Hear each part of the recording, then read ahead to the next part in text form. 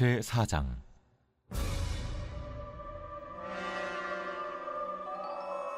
만군의 여호와가 이르노라. 보라, 용왕로 불같은 날이 이르리니 교만한 자와 악을 행하는 자는 다 지푸라기가 될 것이라.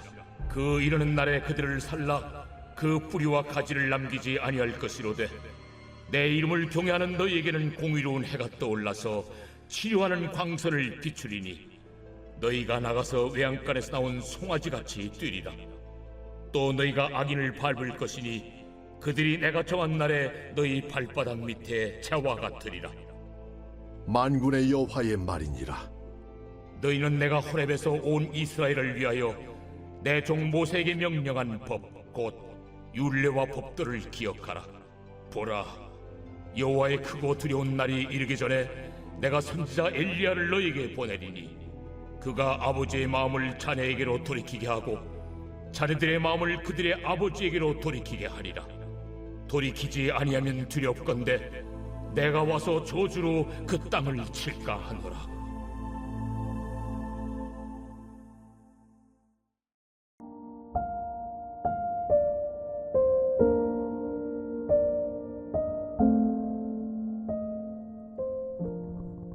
2024년의 마지막 날입니다. 참으로 시국의 불안정함이 극에 달한 이때 오늘 하나님께서는 우리에게 말씀하십니다. 돌이키라. 너희는 속히 돌이키라 말씀하십니다. 애통하는 마음으로 영적인 시각으로 주시는 말씀을 붙잡고 참으로 기도해야 하는 때인 줄 믿습니다. 깨어나야 합니다. 오늘 본문은 구약성경의 가장 마지막 장인 말라기 4장입니다. 묵상의 제목은 마음을 돌이키리라 입니다. 지난 토요일 친지분의 결혼식이 있어 명동을 다녀왔습니다. 사람이 정말 많았습니다. 연말 마지막 주말이라 그런가 했는데요. 서울역 가까이 가니 그 일대 교통이 거의 마비 상태였습니다. 시위를 하기 위해 연말을 보내기 위해 거리에 쏟아져 나온 인파들로 인산인해를 이루고 있었던 겁니다. 대형 스크린에는 정치인들의 연설 영상이, 한쪽에서는 야광봉을 든 시민들이, 또 다른 쪽에서는 또 다른 집회가, 이들 사이에는 수많은 경찰 부대로 그야말로 혼잡하기가 말할 수가 없었습니다. 분노로 가득한 자들만 있는 것도 아니었습니다. 신나게 시위 노래를 부르며 즐거워하는 사람도 있었습니다. 그 저녁 분열되고 분노하며 도대체 어디로 가고 있는지 알 수 없어 보이는 이 나라의 형편이 참으로 어두워 보였습니다. 이처럼 위기다라는 생각이 들었던 적도 없었던 것 같습니다. 이렇게 어지러운데 지도자들은 여전히 당의 이권만을 생각하며 서로를 탓하고 목자 없이 유리하는 국민들의 안위는 돌아보지 못하는 이 나라가 이렇게 분열되어 가다간 정말 위협을 당할 수도 있겠구나 라는 불안한 생각도 들었습니다. 그렇게 토요일이 지나 다음날 2024년 마지막 주일 예배를 마치고 사무실에 앉아 있는데 무한 항공기 추락 사고 소식이 속보로 들어오기 시작했습니다. 그야말로 참람한 사고 소식 앞에서 얼마나 가슴이 먹먹해져 오던지요. 마지막 항공기가 동체 착륙을 하고 속도를 줄이지 못한 채 활주로를 달리는 영상을 보며 180명을 태운 저 비행기의 운전대를 끝까지 쥐고 있었을 기장의 마음을 묵상하다가 얼마나 눈물을 흘렸는지 모릅니다. 마치 오늘날의 대한민국 같아 보였습니다. 사건이 있었던 주일 하루만큼은 탄핵 관련한 이야기들이 다 들어갔습니다. 내가 심판자가 되어 하늘을 찔러대던 농성들이 사그러졌습니다.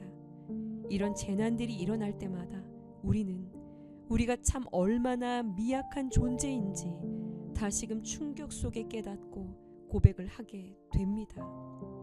온 나라를 집어삼킬 만큼 분노하며 혈기를 내던 이들도 잠잠해졌습니다.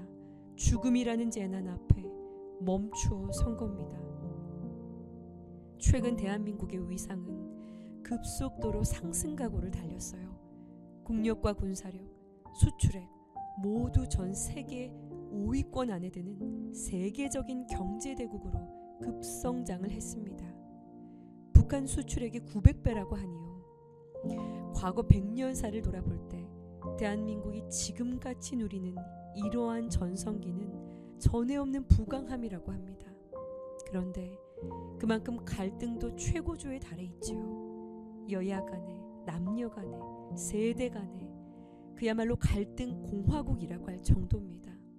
언제 터질지 모르는 폭탄을 품고 있는 것 같았는데요. 2024년의 마지막 날인 오늘 하나님께서는 말라기 말씀을 통해 우리에게 돌이키라 말씀하시고 경고하고 계십니다. 반드시 임할 날을 준비하라고 말씀하십니다. 그날은 3절에 하나님이 정하신 날이요 언제 우리에게 임할는지 아무도 아는 이가 없지만 그날은 높아진 자들 하나님 없이 자신의 힘으로 만몬을 섬기며 높아지고 올라가기를 힘썼던 이들에겐 1절 말씀에 용광로 불같은 날이 될 것이라고 말씀하십니다. 그날은 5절과 같이 여호와의 크고 두려운 날이 될 것입니다. 그날 지푸라기와 같이 소멸되는 저주를 당하지 않으려면 속히 돌이키라는 것입니다. 여러분, 혜성처럼 나타나 급한 성장을 이루다 한 세기도 되지 못해 소멸된 바벨론을 기억하시지요? 어떠한 강대국일지라도 아무리 강해 보일지라도 한순간입니다. 하나님의 주권 앞에서 영원하지 않습니다. 이러한 나라들의 무너진 공통적인 원인은 교만함과 악함입니다. 하나님께서는 이러한 교만한 자들의 높음을 비웃으십니다. 1절과 같이 결국 교만한 자와 악을 행하는 자는 다 지푸라기와 같아질 것이라 하십니다. 그러나 동시에 하나님을 경외하는 자들에게 이날은 모든 것이 회복될 날이 될 것입니다.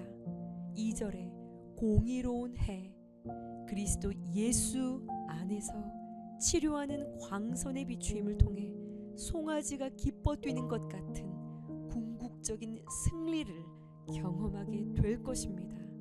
그리고 이 일은 이미 시작되었습니다. 그러므로 말라기 선지자는 두 가지를 당부합니다. 4절에 모세에게 명령했던 법, 곧 율례와 법도를 기억하라 라고 말하고 있습니다. 또한 5절에 내가 보낼 엘리야가 너희를 돌이키게 할 때 돌아서야 한다 라고 합니다. 여기서 오리라 한 엘리야는 누구를 말한 것이죠? 그렇습니다. 세례 요한을 말하죠. 그러니 세례 요한이 왔을 때 그가 했던 외침 회개하라는요 유일한 살 길이었던 것입니다. 말라기의 마지막 말씀입니다. 말씀 앞에서 돌이켜 회개하는 길, 그것이 살 길이라 하십니다. 오늘 묵상 질문입니다. 불같은 심판의 날을 피하기 위해 돌이켜야 할 것은 무엇인가요? 영적으로 참 혼란하고 무질서한 시기를 지나갑니다. 에스겔 골짜기의 마른 뼈와 같은 절망적이고 소망이 없어 보이는 혼돈의 시대 속에 말씀 앞으로 달려가 돌이켜 회개할 한 사람이 필요하다 하십니다. 회개하며 회복과 치유를 허락하실 하나님 앞으로 겸허히 나아가 한 해를 정리하며 기도하는 오늘 2024년의 마지막 날이 되어지기를 간절히 소원합니다. 함께 기도하시겠습니다. 오라 우리가 여호와께로 돌아가자.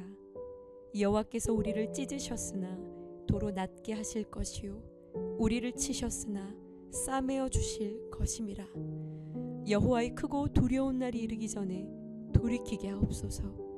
왕 대신 주님의 통치와 다스림 앞에 굴복하며 하나님을 향하여 대적하였던 우리 안에 온갖 이념과 우상 숭배와 인본주의적인 것들과 하나님을 향하여 높아진 모든 것들을 사로잡아 복종하게 하시고 마른 뼈와 같은 우리 안에 성령의 생기가 다시금 말씀 안에 불일 듯 일어나 갱신되고 회복되어지는 새해를 준비하게 하옵소서. 주여 은혜를 주옵소서. 공의로운 해가 밝게 떠오르는 새해가 되게 하여 주옵소서. 예수님의 이름으로 기도드렸사옵나이다. 아멘.